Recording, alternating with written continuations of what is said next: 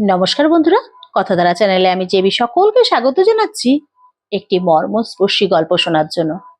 আজ আপনাদের শোনাতে চলেছি বিভূতিভূষণ বন্দ্যোপাধ্যায় রচিত গল্প উমা রানীর প্রথম পর্বটি।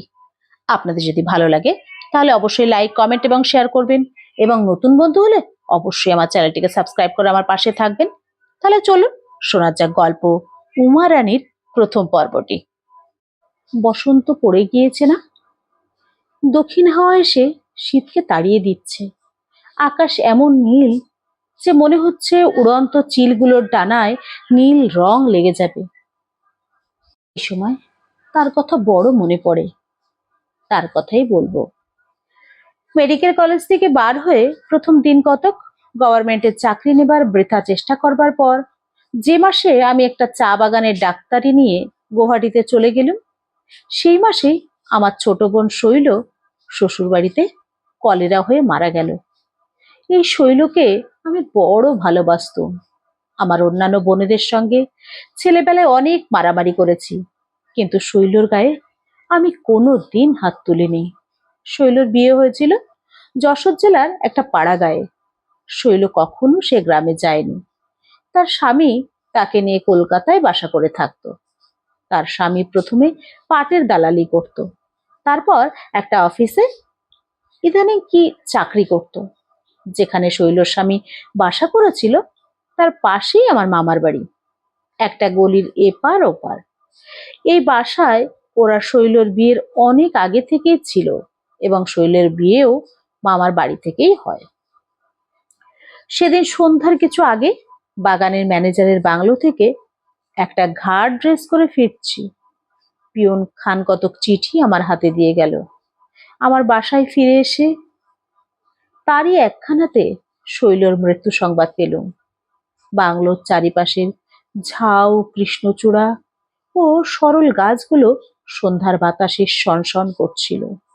আমার চোখের সামনে সমস্ত চা বাগানটা, দূরের ঢালু পাহাড়ের গাটা, মার্গেরিটা, 2 নম্বর বাগানের ম্যানেজারের বাংলোর সাদা রংটা, দেখতে দেখতে সবগুলো মিলে একটা জমাট অন্ধকার পাকিয়ে তুলল।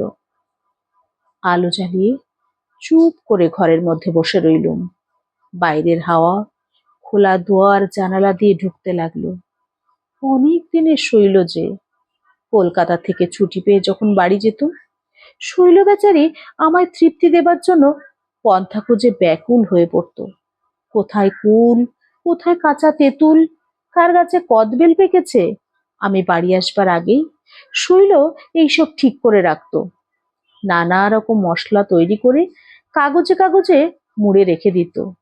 আমি বাড়ি গেলেই তার আনন্দ জড়ানো ব্যস্ততা ও ছুটোছুটির আর অন্ত থাকতো না। গ্রীষ্মের ছুটিতে আমি বাড়ি গেলে আমায় বেলের শরবত খাওয়াবার জন্যে পরের গাছে বেল চুরি করতে গিয়ে ঘরের পরের কত সে অপমান সহ্য করেছে। আমারই জুতো বুনে দেবে বলে তার উল বুনতে শেখা। সেই শৈল তো আজকের নয়। যত দূর দৃষ্টি যায় পেছন ফিরে চেয়ে দেখলুম কত ঘটনার সঙ্গে, কত তুচ্ছ সুখ দুঃখের স্মৃতির সঙ্গে, কত খেলাধুলায় শৈল জড়ানো রয়েছে। সে আজ ওই আকাশের মাঝখানকার জলজলে সপ্তর্ষি মণ্ডলের মতো দূরের হয়ে গেল।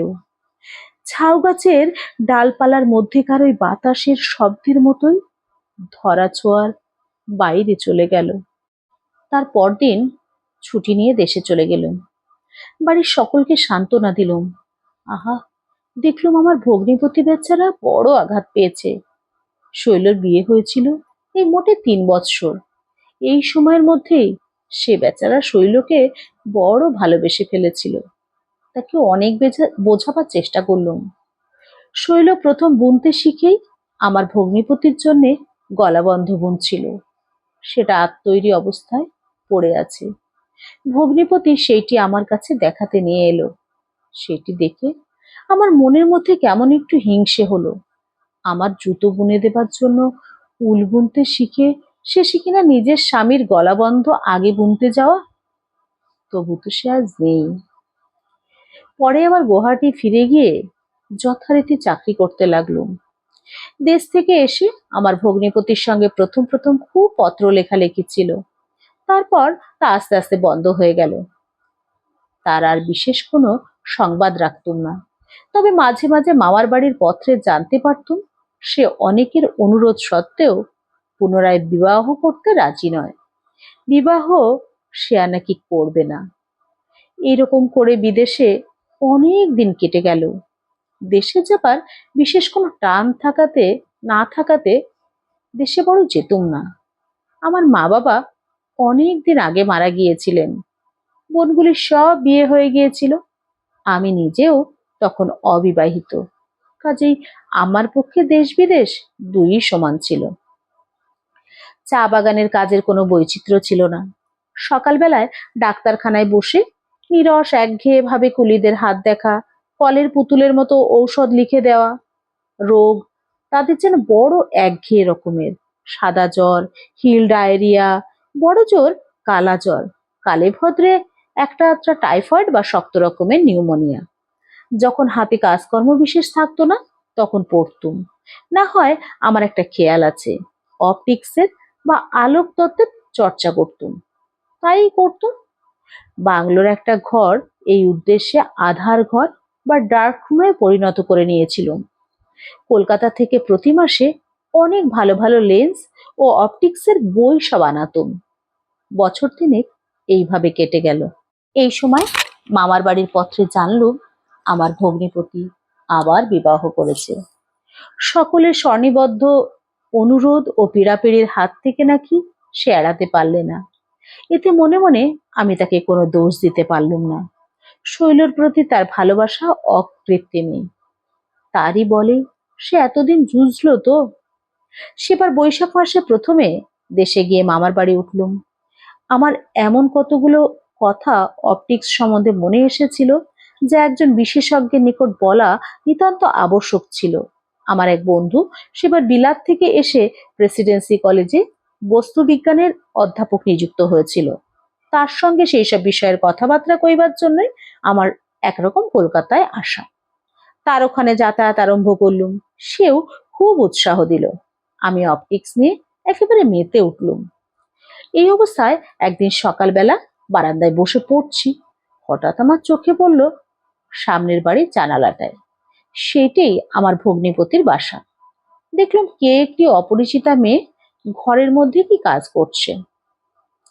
আমার দিক থেকে শুধু তার সুপুষ্ট হাত দুটি দেখা যাচ্ছিল, আর মনে হচ্ছিল তার পিঠের দিকটা খুব চওড়া। একটু পরেই সেই ঘরের ভিতর ঢুকলো আমার ভগ্নিপতির বোন টুনি। টুনির বিয়ে হয়ে গিয়েছে, বোধহয় সম্প্রতি শ্বশুর বাড়ি থেকে এসেছে। আমি গৌহাটি থেকে এসে পর্যন্ত ওদের বাড়ি যাইনি। টুনিকে দেখে জিজ্ঞাসা করলুম, টুনি, ওই মেয়েটি কি নতুন বউ? হ্যাঁ দাদা। দেখি একবার। টুনি মেয়েটিকে ডেকে কি বললে, তাকে জানালার কাছে নিয়ে এসে তার ঘুমটা খুলে দিলে। ভালো দেখা গেল না। গলির এপারে আমাদের মামাদের বাড়িটা উঠে গলির ওপারের বাড়িগুলোর ঘরগুলোকে প্রায় অপটিক চর্চার ডাকরুম করে তুলেছিল। দিনমানেও তার মধ্যে আলো যায় না। ভালো দেখতে না পেয়ে বললুম, হ্যাঁ রে, কিছুই তো দেখতে পেলুম না। টুনি হেসে বলে উঠলে, আপনি ওখান থেকে যে দেখতে পাবেন না তা আমি জানি, তার উপর তো আবার চশমা নিয়েছেন।